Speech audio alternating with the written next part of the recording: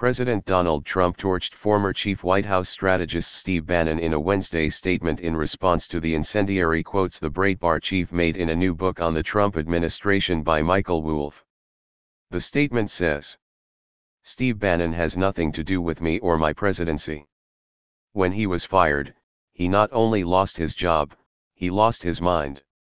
Steve was a staffer who worked for me after I had already won the nomination by defeating 17 candidates, often described as the most talented field ever assembled in the Republican Party. Now that he is on his own, Steve is learning that winning isn't as easy as I make it look. Steve had very little to do with our historic victory, which was delivered by the forgotten men and women of this country. Yet Steve had everything to do with the loss of a Senate seat in Alabama held for more than 30 years by Republicans. Steve doesn't represent my base, he's only in it for himself.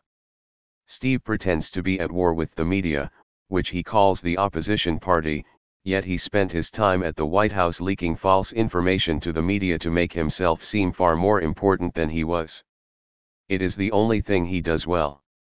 Steve was rarely in a one-on-one meeting with me and only pretends to have had influence to fool a few people with no access and no clue, whom he helped write phony books. We have many great Republican members of Congress and candidates who are very supportive of the Make America Great Again agenda.